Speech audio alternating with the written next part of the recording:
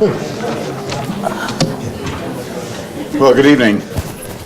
Yes, colleagues, friends, welcome to this evening's lecture to be given by Professor Frances Bowen. And my name is Simon Gaskell. I'm President and Principal of Queen Mary, and I have the pleasure of introducing the lecture. Now, Frances is head of the School of Business and Management here at Queen Mary and Professor of Innovation Studies. She specializes in innovation for sustainability, particularly in large companies, as indeed we will hear through her presentation this evening.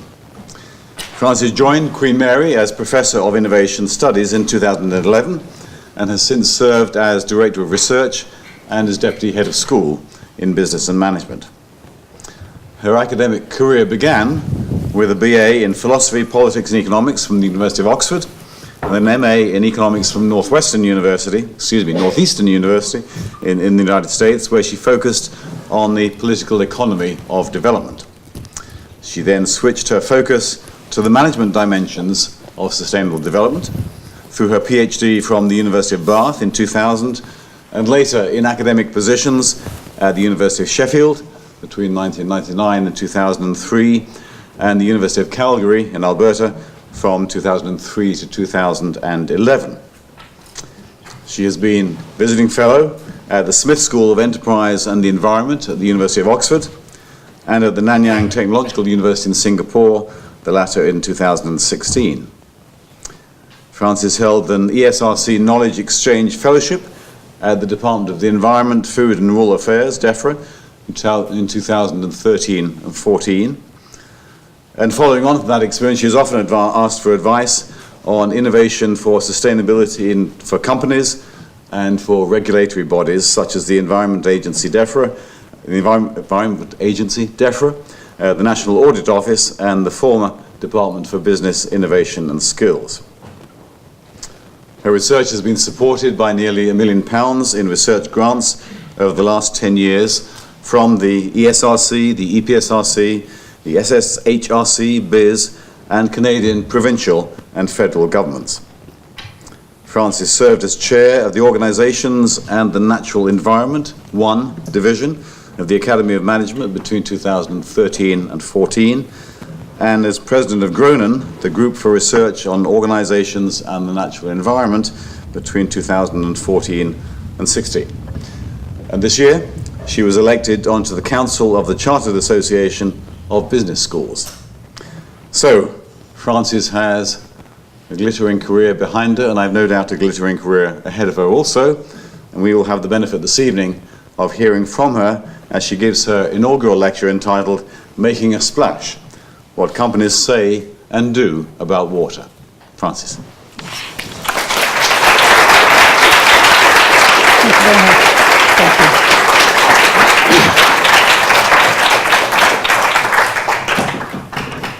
Hello, it's great to see you all. First of all, I need to establish if the mic is working. Is everything okay? All right, so give me some clues from the back if that turns out not to be the case. So it's just my it's a thrill and slightly terrifying to be standing here in front of you this evening as I look around and I see combinations of people from all different parts of my life, so it's a really interesting moment looking around the room. And what I hope to give you today is a sense of my research career, the questions I've been asking, and in particular, talking a little bit about companies and water. This is Gary. Gary is making a video for Research Impact, and I've been told to stand here and wave my arms while he takes a shot from behind, and this distracting moment will be done very, very quickly. So we'll just go like this, and while I'm at it, I'll just check that the clicker is in fact working. Yes, it is terrific, so are we okay, Gary? And now I can look engaging, and I can wave around a little bit like that. Yeah, thank you. Terrific. Are we there? Excellent, thank you very much. Yeah, that doesn't normally happen at the beginning of a lecture. So today, I'm going to talk about a range of things. I'm going to give you a sense, as I was going to call it my research journey, and then I realized it was really my research geobiography, how the research questions I've been asking have been influenced by the places that I live. So I'll talk briefly about that. Then I'll give you a kind of potted history of what's been going on in my research world since about 1995. I promise I'll keep that part short. And then move on a little bit to water, what companies are saying and doing about water. So first of all, my research geobiography. I promise that I was not a researcher back in the 18th, 19th century, back in Merthyr Tydfil, but this is where I'm from. This is especially for the Merthyr Tydfil crowd. And we all, yes, exactly. And we all learned at school about Merthyr being the iron capital of the world at the time. So at the time, we've got a picture of the Penydarren Ironworks, a picture of the Dowlais Ironworks, and at the time, the town where I'm from was the industrial engine of Wales, and I would argue of great chunks of the developed world. Now, part of what happened from that was lessons about how technology is used to dig resources out of the ground and sell it. But part of it was a sense of innovation and pioneering spirit. So I think, if I was to ask you who was the inventor of the steam engine, you might say Stephenson, but actually it's not true. It was a guy from Merthyr called Richard Trevithick. That's his engine from 1804, and he developed the first steam engine to run on rails at a terrifying pace of 4 miles an hour. It ran for 9 miles from the Penydarren Ironworks down to the canal in Merthyr to get the coal out of there. Not commercially viable. Actually, there's lots of lessons about Merthyr Tydfil were not commercially viable, but in any case, the pioneering innovation spirit was there. The other guy I've got up here is a guy called Josiah Guest, and Josiah Guest is a famous philanthropist. So part of the kind of development of what was going on in Merthyr Tydfil at the time was the development of a capitalist class, and some of those being enlightened and looking after their people. So fast forward from Merthyr Tydfil, I promise not to go through every single place I've lived, but once I started taking pictures from the internet of the various places I've lived, I realized that they've all got quite attractive water features. So top left we've got Oxford, top right we've got Boston for Northeastern University, not Northwestern. Bottom left we've got Bath, and then it felt a little cruel showing a picture of the River Don flowing through Sheffield, so instead we've got Peak District, picture of Derwent Water there. But where I really started getting into these issues in more depth was in Calgary. So Calgary is advertised as the home or the heart of the New West in Canada. And what does New West mean? Well, Old West is the Wild West, right? So cowboys and frontier and laying the railroads so that you can explore and exploit the whole of the western provinces in North America. The New West is built on exploiting the western frontier of the provinces. So this is a picture of you would know it as the tar sands maybe. You might have heard of dirty oil. So this is a picture of a tar sands facility by Sunco, one of the largest companies. So if you scratch at the surface of Calgary, which these days is a city of 1.4 million people, a large city in Canada, at one point one of the wealthiest areas in the world in terms of the GMP per capita, you scratch at the surface and you realize the wealth comes from industrial facilities up in northern Alberta, and you scratch at the surface of that and you see the environmental degradation of the tar sands. So it turns out that Canada has the third largest reserves of oil in all the world. So there's only Saudi Arabia and Venezuela that have more oil than Canada. The problem with Canadian oil is that you've got to dig it out of the ground. You can't just stick some kind of pipe in the ground like you can in Saudi Arabia and the oil spurts out. In Canada, you have to dig it, you have to upgrade it, you have to clean it. It uses a lot of water. So this is where I was always working on environmental questions, which I'll talk about a little bit in a moment. But at this time, I was working more on business responses to climate change. And gradually, I had a kind of epiphany when it was clear that the Canadian and the Albertan government were not that interested in seriously pricing carbon, so in seriously driving a regulatory change to make businesses change how they were working with climate change. I had a really revealing conversation with a high-up person in the largest natural gas company in North America, who said, for us, water is more material than climate change. I thought, well, that's really interesting, because all we hear about in the news is climate change, right? You hear about the Paris Agreement, you hear about the Copenhagen Agreement, you hear about the problems with climate change, and yet for these oil companies, water was a more serious problem. So that's when I started thinking more about water issues. That was a fairly potted 200-year history of and a geobiography. So the next piece that I want to talk a little bit about here is the types of questions that I've been thinking about as we go, as I've gone through my own research career. And as I look around, I don't recognize that many of you who research in this area. So for those of you who do, you'll know the key dates. For those of you who don't, I'll try and give you a flavor of how the questions I've been asking link with the broader questions in the field and how I've taken those questions further forward. So why do companies go green and other problems? So let's think about this journey. I started in '95 because that's when I started working in a university research centre. And at that time, it was fairly new to be asking questions like, how can companies go green? It was kind of idealistic. It was, we've got these environmental problems. Companies have probably got the technology. They've probably got the capacity to innovate. They've got the political connections to help us solve those problems. So it was all about how can we encourage companies and how can companies actually go green. And we got as far at that stage of thinking about different types of innovation. So Simon, in his introduction, talked about my job title is a Professor of Innovation Studies. And at this stage, if we're thinking about the type of innovations doing things differently, how can companies go green? They can go green through new products, product innovation, or changing their products. They can go green through new processes, doing things differently, really changing their operations, that's process innovation.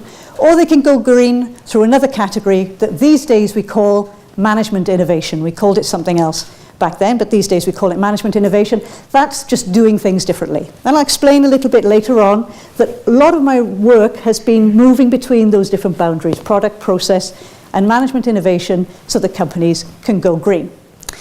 So the next questions that I was asking and that other people were asking, and my most cited paper actually is from 2001, looking at environmentally sound supply chain management. So even imagine, let's imagine a wonderful world where we get one company to be more environmentally sound. They launch a new product, or they improve their process so they're using less water, or they reduce the amount of packaging. That's no use unless the companies upstream of them in the supply chain, their suppliers, and in fact, the companies and consumers and individuals downstream of them, the people that consume the product, are also going green. So there's a whole line of research that was very prominent in the late 90s, and it still continues, on how can companies influence others, particularly others in their supply chain, to go green. Then I started getting a bit more pessimistic. Why do companies not go green, even when it's in their interest to do so? So many times, it seems like a no-brainer. It seems sensible. It seems like there's a business case to change something to be able to benefit the environment. So often, it seems like there's a recycling opportunity, or there's an opportunity to take waste out of the system, or there's an opportunity, I mentioned packaging, to take packaging out of the system, to lighten the product so it's cheaper to transport it around, and companies still don't do it. So I devoted a fairly depressing period of time looking at why companies don't go green. So there we're talking about the barriers to innovation, what stops companies from changing how they do things. And there's lots of reasons why companies wouldn't do what seems to be, if you look at the economics, you do a cost-benefit analysis, okay, maybe you have to think, well, it's environmental, so maybe the benefits take a long time for you to get the benefits back.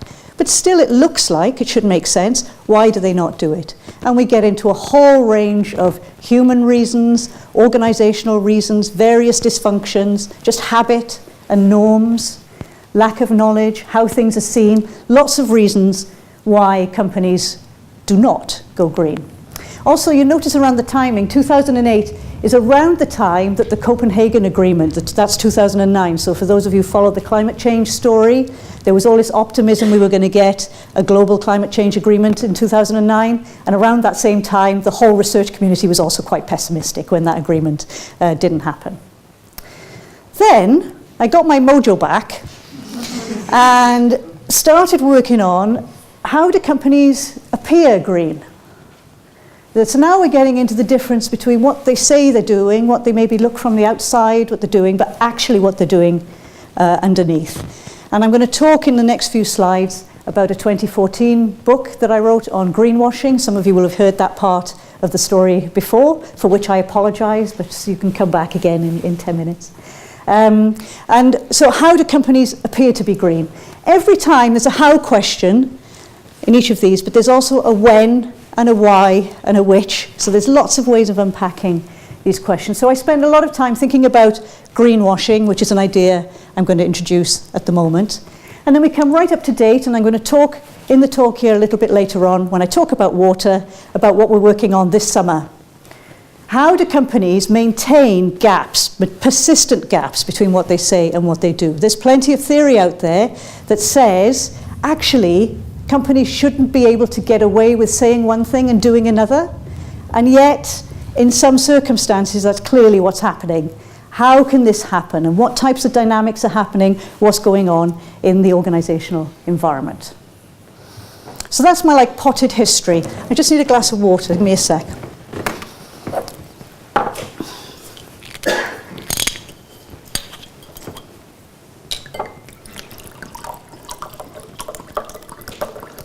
Lovely. Okie dokie, what's next?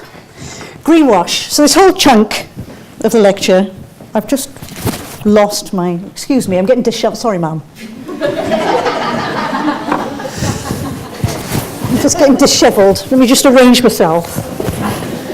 What happened there? All right, just gather my thoughts again. So okay. Greenwash. So this is an idea I'm going to use over and over again. What is greenwash? So greenwash is a very interesting word. It's a word that started in 1989, and in 2000, every year, the Oxford English Dictionary, they announce words of the year. So a couple of years ago, there was selfie, another one was binge watching. In 2000, amazingly, greenwashing was word of the year. So that's how prominent it was in newspapers, in the discourse, in how people talking about what companies were up to. What is it? Disinformation disseminated by an organization so as to present an environmentally responsible public image. The origin is from green and whitewashing. So whitewashing, you're familiar with, the white paint, the lime paint that goes on outside a house, a green version of that. So you keep the building intact, but you're painting the outside. And there it is, greenwash. If you can't read the text there, it says, guaranteed to cover over all your environmental cracks and make you look good. Yeah? So we've got this idea of greenwashing, which sort of took off and has been well discussed in the literature. But by the time we get to 2014, the title of my book was called After Greenwashing. So now we're raising questions about, well, is the era of greenwashing over? Are companies done with greenwashing? And we're going to talk a little bit in the water context. I'll show you some data about what's going on in water, about what companies say and what they do. But what I basically argue in the book is that the nature of greenwashing is changing. You can't get away with the type of outrageous lies and complete misinformation that used to happen back in the old days, in the good old days, some might say. However, the nature of the social conversation has changed so that we need to look out for different things. So the whole thrust of the book is about taking this story from greenwashing, which is obvious differences, active dissemination of information that hides your nooks and crannies, from something that's really active to something that's a bit more passive, a bit more embedded, it's a bit more systemic. So I'll give you an example, and apologies to those of you who've seen this particular story before, but since it had water in it, I thought I would tell this particular one. This one is an advert from Chevron. So Chevron's an oil company, you may have heard of it, it's a large US company. You go back to 1985, they launched a series of adverts called People Do. And most of the adverts were kind of taglined. They would have a picture of a pristine wilderness in the winter, and then they'd have this bear emerging from its hibernation. And the narrative was who cares if this bear is waking up to a pristine environment, the same environment that it fell asleep to 6 months before. Chevron People Do. So it was always Chevron People Do. Now, to us now, some of these adverts are actually available on YouTube, so you can have fun with it. They look unbelievably naive now, but at the time they were extremely effective. They won advertising awards for it. from 85 through to 90, and they could show a demonstrable improvement in areas where they ran these ads as to people choosing their gas stations compared to other gas stations. This one, you can't see the text, but this is the sanctuary that was saved. You think, oh, what's this sanctuary? Over 140 feet down, the ocean floor in the Gulf of Mexico looks like a desert, offering marine life, few places with ample shelter and food. But sanctuary comes from a surprising source: oil platforms. But they're serious, and this was effective, okay, in the 80s and 90s. So they go through, there's actually a long story with Chevron. They had a very successful campaign in the 2000s as well. And in 2010, and I remember the date because it's my brother's birthday, 18th of October 2010, they launched their new campaign that's called the We Agree campaign. So what we've got here is kind of declarative statements in the passive voice. Protecting the planet is everyone's job. And you can't see it, but we've got 2 signatures at the bottom. Each time it's signed off by somebody from a non-governmental organization, from like a pressure group or something like that, and then somebody from high up in Chevron. So in this case, it's an Australian naturalist and the environment manager of Chevron. And so protecting the planet is everyone's job. Red letters, we agree. So this was due to be launched, and of course when you launch an advertising campaign, you need to hire actors, and you need print media, and you need all those things. Unfortunately for Chevron, they actually managed to hire an environmental activist who was working for the the Rainforest Alliance Network. And they tipped off this cast of characters called the Yes Men. You may have seen Yes Men videos. These are the ones who pretend to be representatives of the World Bank and give fake interviews. Again, really good fun on YouTube. Just Google the Yes Men. And so this got through to the Yes Men. So on the very day that this advert was meant to come out, a very sophisticated parallel website with a very similar URL also came out with improved adverts. So the improved adverts: all companies should end the wars they help start, all companies should kill fewer people, and all companies should clean up their messes. Obviously not a success. This version of the campaign was actually picked up by some media outlets, and then the story was how enlightened Chevron was to be saying things like this. But the moral of the story is, in this day and age, the completely outrageous greenwashing, you just can't get away with it in quite the same way. Not in Western economies these days, not when you've got active stakeholders, active regulators, etc. Does that mean that the whole problem of companies saying and doing different things on the environment goes away? Absolutely not. It just means it's a different type of problem. And we need to look beneath the surface of these more obvious stories. So is this the end of greenwash? No. A couple of examples for you. If I say the words green building, what do you think? You probably don't think literally a green building, a building painted green, right? You think a building with environmental characteristics, rainwater collection, reusing wastewater, renewable energy, solar panels, whatever you think of when you think of green building. Who decides if a building is green? Turns out that it's an organization run by companies in the States called the US Green Building Council, and they give buildings gold, platinum, or bronze. And the picture I've got here on the left-hand side, this was me visiting Calgary one day. I said that I lived there before, so I was visiting back, and Calgary's growing very rapidly with these buildings going up all the time. And I thought, oh, there's a new building, prime location, right next to the river, beautiful. I could see there was a sign on it. I thought, oh, I wonder which company is going into that location. This is a really prime location. And I get closer, and it doesn't say the name of the company. It says LEED Platinum, which is the name of the certification agency saying this is a platinum building. So literally, buildings are calling themselves green. There's signs on the building there. And then we've got to ask, you can't get away with the outrageous greenwashing, but who decides the rules to be able to call something a green building? Another one is up there, clean diesel. Well, we know now the trouble that's got them into, yeah? But there was a period of time where clean diesel was a new technology. Actually, diesel is better for climate change related impacts, particularly a few years ago when engines were less efficient and we had various other technological aspects of engines. However, we now know that diesel causes a local environmental problem. So the problem with diesel cars is they've got lots of particulates just along the road. I live just off Euston Road. It's one of the just about worst polluted streets in terms of diesel pollutants. So who decides if diesel is clean?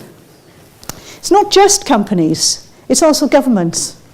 And you realise there's this whole symbolic game going on about what companies are saying and doing. So if we think about greenwashing, if the problem is this problem of obvious misleading information, then what we need to do is connect the information better with the reality. Different ways of doing that. Environmental pressure groups like Greenpeace would have a campaign, WWF would have a campaign, investigative journalists might help close that gap.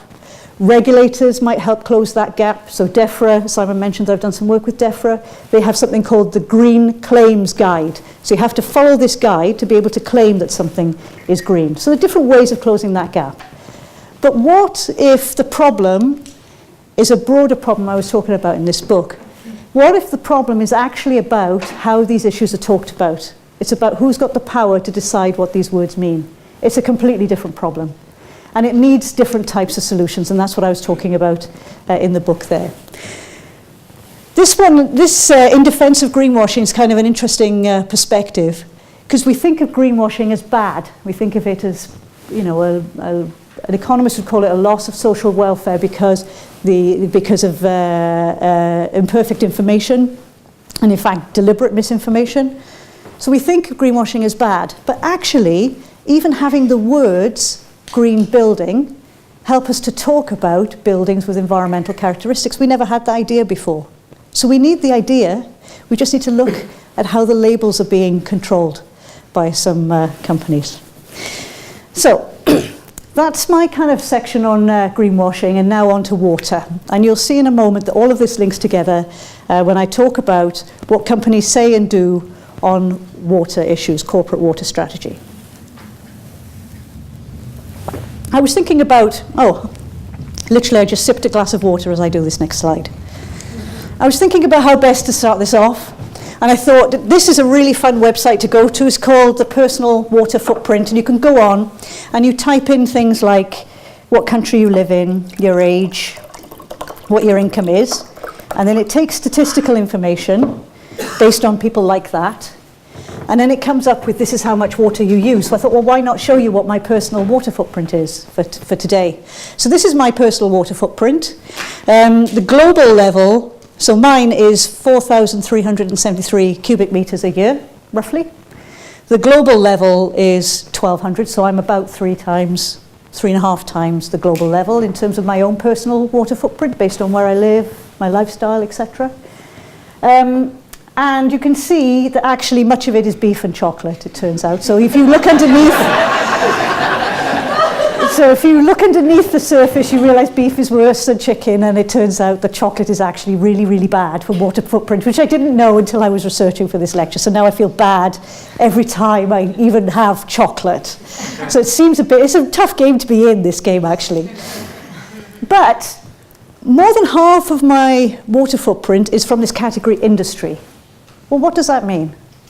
Let's think about a few examples. Let's say I go on a cruise. Okay, it's a bit of a stretch, so I'm kind of busy, but let's say I go on a cruise. This is from Carnival Cruises, a cruise company, and this is from their 2015 annual report. And what I really like about this picture, I don't know if I can actually use the pointer. Yeah, what I really like about this picture is that they've got in their report a really nice sense of, there's their cruise ship. They're talking about the impacts on water, the impacts on land, and the impacts on air, in terms of the footprint and what we're using and what impacts we're having in consuming a cruise. Then we've got these three categories: abstraction, use, and disposal. So abstraction is taking water out of the environment. So in this case, let's say they're using seawater then they're processing it, desalinating it, and then using it on the ship. So they're abstracting water from the sea. Then they're using it in however they use it, and then they treat it in some way, and then they dispose of it. So they probably do put some of it back into the sea once it's used. But what impacts does that have? And it gives you a sense of the wastewater impacts, how it influences the concentration in different media, etc.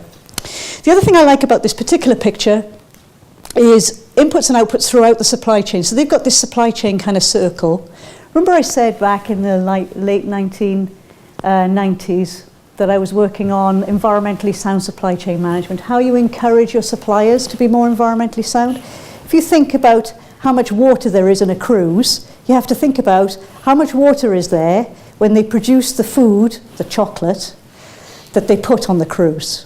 Yeah? So you have to think about it through the whole supply chain. So that's something that's very important. Let's look at another example. Let's say I'm looking at my partner's got a broken arm, who's consuming pharmaceuticals. Let's leave it at that at the moment. So this is GSK, GlaxoSmithKline in old-fashioned language. And what they say in their report is their total estimated water footprint is 1.5 billion cubic meters. So where does that come from? How does it break down? Well, the first thing they say is that 1.3 out of 1.5, or 84%, is actually in purchased goods. If you think about it, if you're a pharmaceuticals company, what do you mostly do? You mostly do research. Most of your value comes from that. You do marketing. Yes, you might actually make some tablets. Yeah? But the production part of it is not that big. What's really big for them, really big, is the water that goes into the raw materials that they use for the pharmaceuticals. So they may not use that much of any particular product, but to get to that distilled bit of this particular product that they need, there's an agricultural supply chain behind that to make it happen. What I particularly find interesting here is probably too small for you to see it, but these little things here are countries. So this is India, UK, USA, France, and they've got like a scorecard. So they're basically saying in terms of their purchased goods and their raw materials, India, they're having a big impact in India, but they're not having that big an impact in terms of their raw materials in the UK, US. Then what do they do once they've got their raw materials? Well, the actual doing of being a pharmaceutical company doesn't use that much water, only about 3% of the water that they account for. And again, most of that impact is in India, some of it in the rest of the world. Interestingly, though, they don't just make drugs, they make other things. And some of the water is used further down the supply chain. So once they've produced something, then there's water used in the consumption of a product. Okay, you take a tablet and what you do? Sip of water, right? But there's less trivial ways that happens as well. And in fact, if you look at this one is water used while cleaning teeth, because they make toothpaste. Now, it turns out that one of the biggest water impacts in consumer products were 3 magic words, actually on shampoo packets. Rinse and repeat. Twice as much water. Also twice as much product sold. So genius in terms of marketing. How many of you, I'm not actually going to ask you, how many of you wash your hair twice? But I'm sure you remember, like back in the day, that was the instruction that was on shampoo packets, rinse and repeat. And it's non-trivial use of water in consumption of products. So this is very important for companies. Let's say you're making detergents, dishwasher liquid, dishwasher powder. These days, the tablets are getting smaller and smaller, right? The dishwasher tablets, because they're controlling how much dishwashing detergent you're putting in the machine. But they're also working very hard on you using less water every time that you actually run that cycle, run the dishwasher, run the washing machine. So what does this tell us about the challenges facing companies and water? It tells us that the impacts of water extend beyond the boundary of the firm. So it's global. It's beyond the boundary of the firm in that it's the full supply chain and it's impacting on different countries. But it's also very, very specific. It's also very, very local. And so where you get water from really matters. And the impact of using that water really, really matters in space. In the way, you burn fossil fuels and carbon dioxide goes up into the air. Doesn't really matter if the carbon dioxide goes into the air in China or indeed in Trump's America, which we can expect a bit more of, I think, over the next period of time. It doesn't matter. Whereas with water, it really matters where you draw that water from because of the characteristics of the watershed and the river, etc. Few examples of water and product innovation. How many of you have consumed this product, Fiji water? Famous water is actually, if you go on the website, it all starts in the cloud. And the whole advertising is this kind of pristine water from Fiji. and they put it in plastic bottles and they ship it to you here in the UK. So this whole business of bottled water is a very, very big business. Coca-Cola, lots of campaigns at the moment. Just Greenpeace yesterday had another go at Coca-Cola for their Plastic Oceans campaign. A picture by a journalist from Greenpeace on his, presumably his half-term holiday up in the Isle of Mull with 5 plastic Coke bottles all lined up that had been swept up on the beach. So it's a very serious business how much plastic now is going into the oceans. This one is water sold by Harrods earlier this year. Any guesses on how much this bottle of water would cost in Harrods?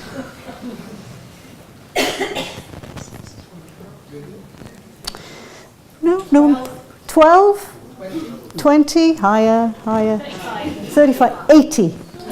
80 pounds. 80 pounds for bottled water that is distilled from the Arctic icebergs. I wish I'd thought of that when I was visiting Antarctica recently. I could have made a lot of money, shipped some of that back.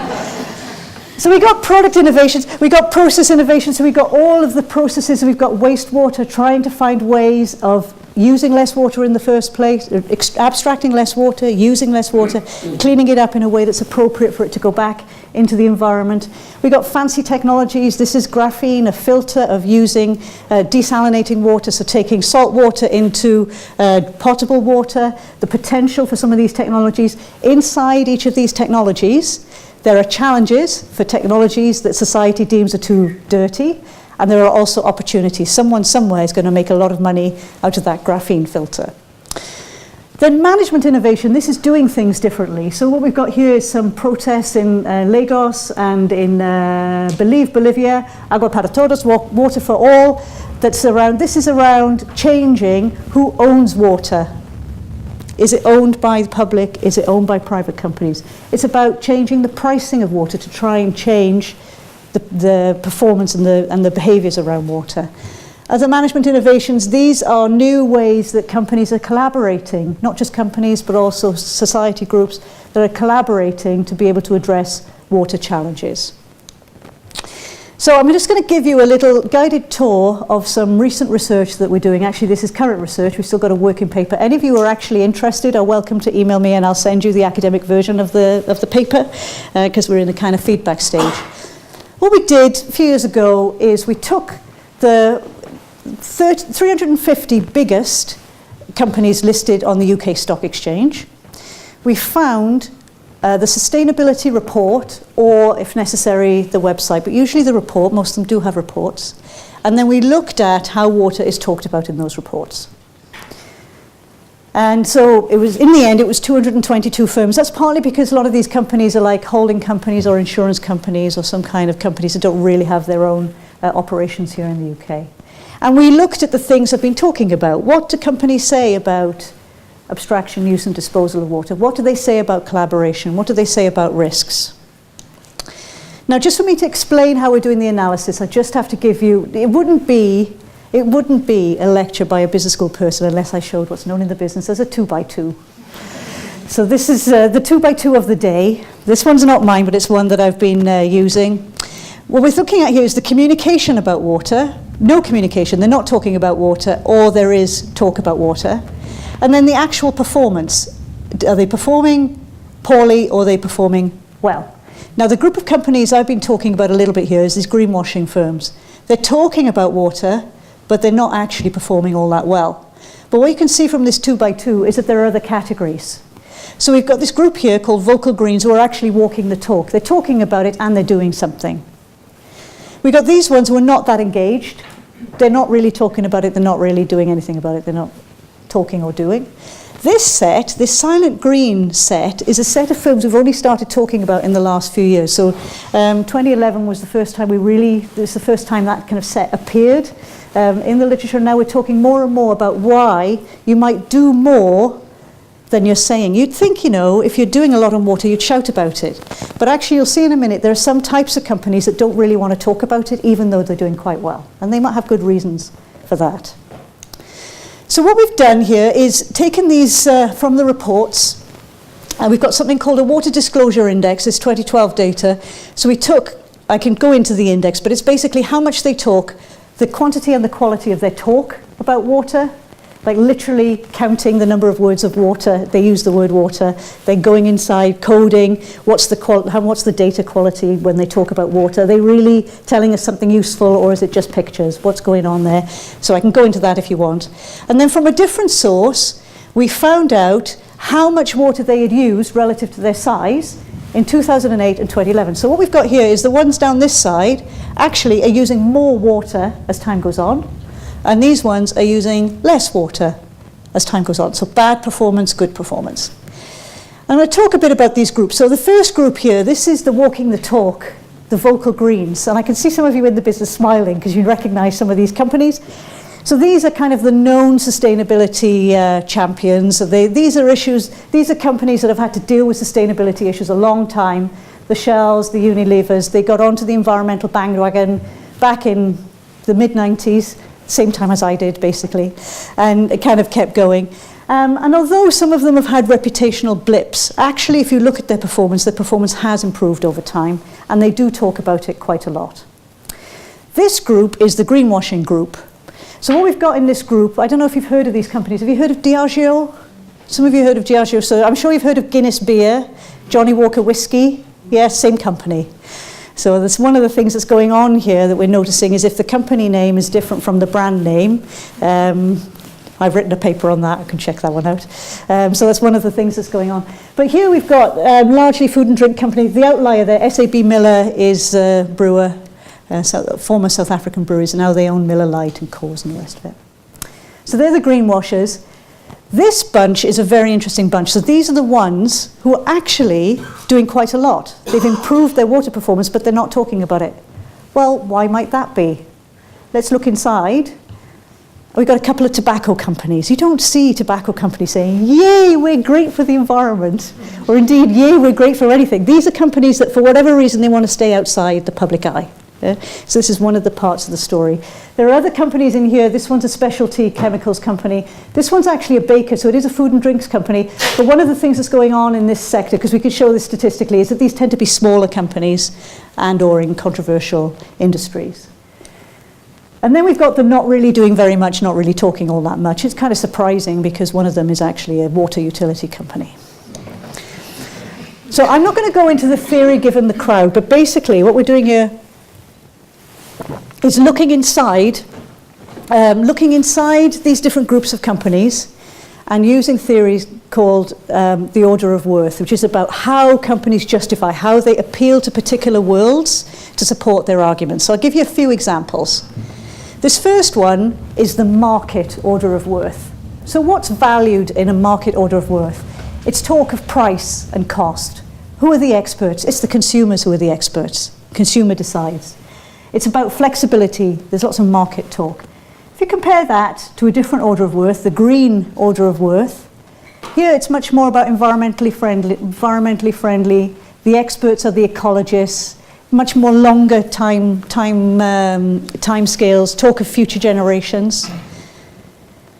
Compare that with, say, the civic order of worth. This is much more about appealing to authority, appealing to laws, appealing to regulations. So what we're doing inside these reports is using this theory, which is general theory, using this theory to kind of shape how we're coding the reports, what type of language is being used in the reports around water. So here's our first batch, and I'm just going to show pictures because what we've done actually is pull all of the pictures used in these reports and coded them. What do those pictures look like? Pristine nature, yeah? What we've got here is a green order of worth, right? Appealing to nature, appealing to actually heritage as well. They've got some fishermen there. If we compare that, so they're the ones who are up in that top right corner. If we compare that to these ones, these are the greenwashers, what are we seeing there? Lifestyle. We're seeing products, we're seeing consumers, yeah? So we're seeing appealing to market orders of worth. What about this lot? This is the ones who are doing quite a lot, but not saying very much about it. What this lot are doing is a category I didn't tell you about, which is this industrial order of worth. It's about efficiency, it's about risk, it's about planning. Look at us and our organized approach to water.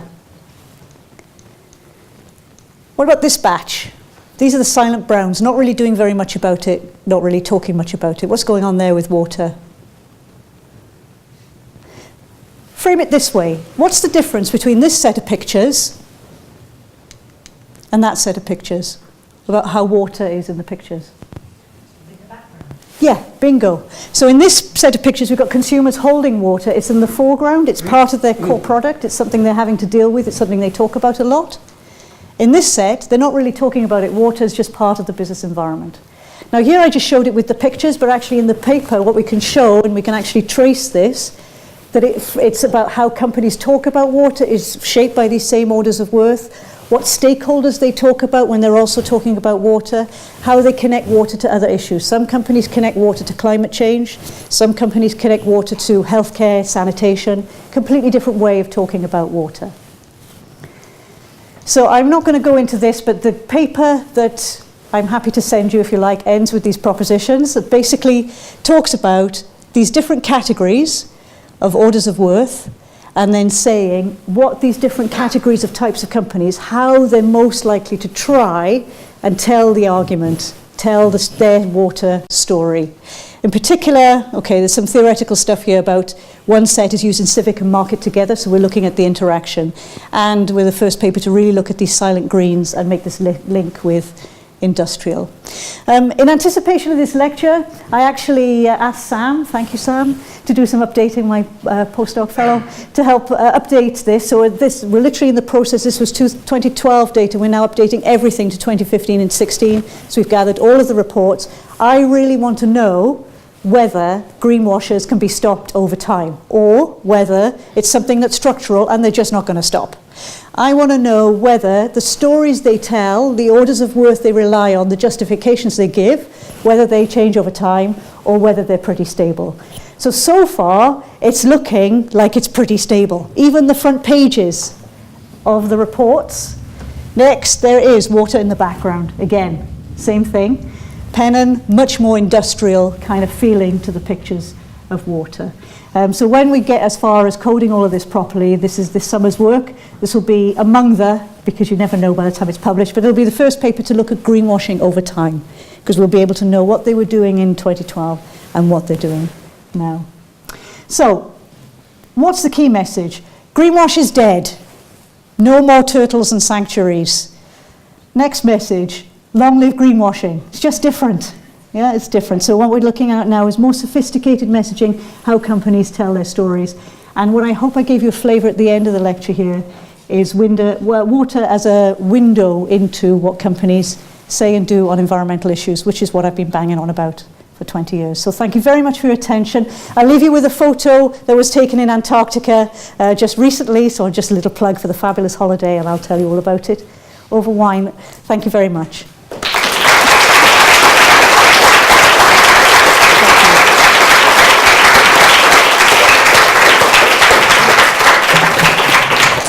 Yeah, I'll take one or two, yeah.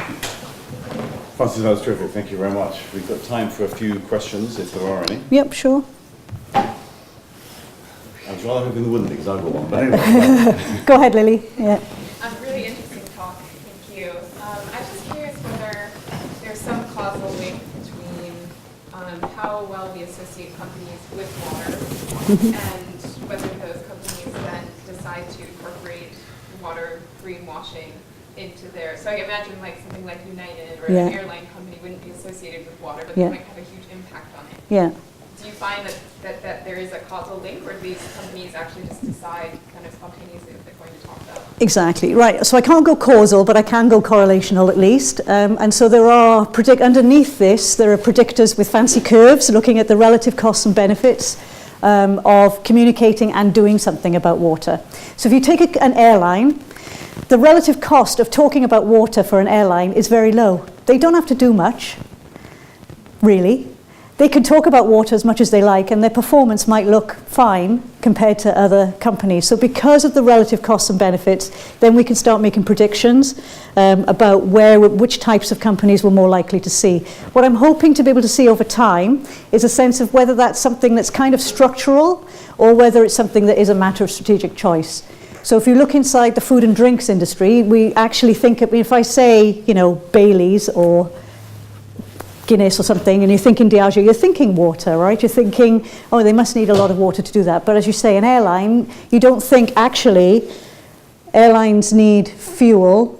The fuel, generating the fuel takes water. Like, you don't go down that whole causal chain. So I am anticipating that even in the food and drinks sector, that you'd still get these different strategies. What we didn't see, and I was a bit disappointed, because what I wanted to show was the 2x2 and then companies zooming between these different quadrants over time, and they're not. They're staying in the same quadrants over time. So there is something very stable about how they're presenting their justification strategies, but there might also be something structurally stable that predicts why some types of companies do this and they don't. There's actually, because of the way we've coded it, we can do a quantitative study as well. So now we've got an N of 220, and then we've got that twice, so we can start to do something panel data-ish with it. Yeah. Please. Company annual reports typically contain an annual figure of water consumption. Yeah. Have you any evidence that these are falsified, or is the data being selectively presented such that we ought to look behind them? Yeah. The figures are, I think, legally required. Yeah. So falsified is a bit strong. However, we have this phenomenon called selective disclosure, which is a form of greenwashing. I didn't go into today, but there's 5-6 different types of greenwashing. One of them is selective disclosure. And one of the things that Sam and I did notice when we were looking at this most recent stuff is this one here, manipulating the data, moving metrics, units of analysis, and baselines. So what we did when we looked at 2012 is we coded, do they say how much water they've used? Okay, what metric are they using? Is it just meter squared of water, or is it meter squared of water per revenue dollar, or something like that?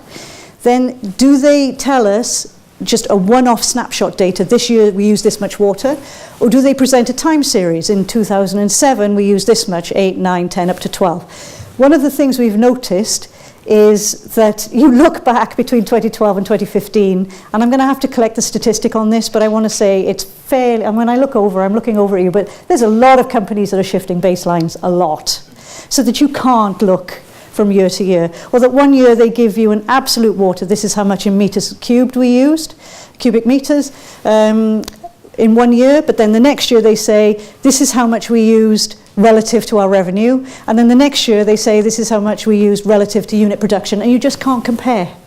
So that's selective disclosure, and it's kind of a recognized tactic. So I think inside of this, we've probably got a paper on selective disclosure. Falsification is also a problem. That's just plain outright lying. That is also a form of greenwashing, but it's not as common, I would probably say.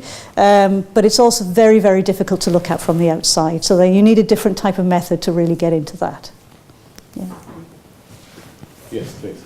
Well, this question is a bit in a similar line, but I was quite impressed that the one company included like toothbrush washing in their like report. Yeah. Do you find that most of like the companies that do disclose a lot of information include the entire supply chain, or is that more of an exception rather than the rule? Yeah, I would say it's an exception, but I would say it's increasing in practice. So I think what's partly going on here is something that we saw with reporting carbon emissions a few years ago.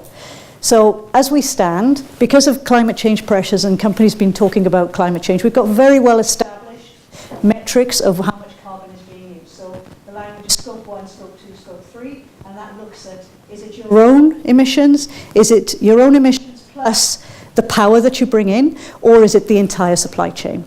Now in water, because water is kind of 10 years behind in terms of reporting, 10 years, maybe when we look at the new data, it's 5 years behind, I don't know, but it's behind.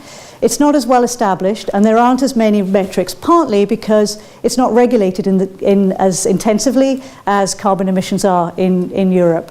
So the very best practice does have this type of value chain approach, or what we call a scope 3 approach, in a water kind of level, but there's not that many companies that have that. I mean, I'm guessing, but I would say 15%. Yeah, but some, and then the leaders, they push the bar for the rest. Yeah. Yeah, Hey, but Jerome. precisely on your last point about regulation, I suppose that's the next frontier, and how your research can influence that in terms of changing the way that companies will continue to greenwash. greenwash. So maybe it is structural, but they will have to reply to different constraints. Mm-hmm. And is there any evidence that this is taking shape in terms Mm-hmm. of the European Commission or whoever? Okay, so I'm going to tell you a very depressing thing that's going to definitely require a drink afterwards. So, as was said earlier on, I had a fellowship at DEFRA. You know, I've been working with DEFRA on and off, and the group in DEFRA I've been working with is called the Better Regulation Team. These days, it's the Future Regulation Group. So DEFRA, the Department for Environment, Food and Rural Affairs in the UK government here, 70% of their relevant regulation is actually European. So they're facing the prospect of rewriting or somehow adopting or doing something with 70% of the regulation. So it turned out that the fellowship I did with them is 2013-14, and then the last report I did for BIS, then BIS, was received in April 2015. And then, of course, we had the election in May or June 2015 when Cameron got in. So then the report was never published, and I've been kind of not having as much conversation with them at DEFRA. And then the referendum happened, and poor DEFRA, I'm looking around to see if any of my DEFRA colleagues are here. I was expecting one. No, I don't see him. Yeah. I'll point him out and you can talk with him. So, but fast forward to about a month ago in the during the election campaign, both the Environment Agency and DEFRA separately contacted me and wanted to talk about this again. I thought, great, because they were anticipating strong and stable leadership. And what did we get this week? We got Michael Gove as the Minister for DEFRA. So sadly, I am less optimistic even than a week ago, because for better or for worse, strong and stable would at least have given a sense of direction, and then you can work with and shape and provide evidence and the rest of it.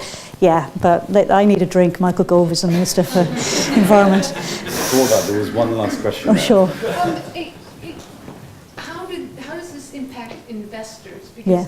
Because do investors like greenwashing, or do they like genuine green practices, or might investors shy away from that? Yeah, so there's a lot of stuff in there. It depends what type of investor.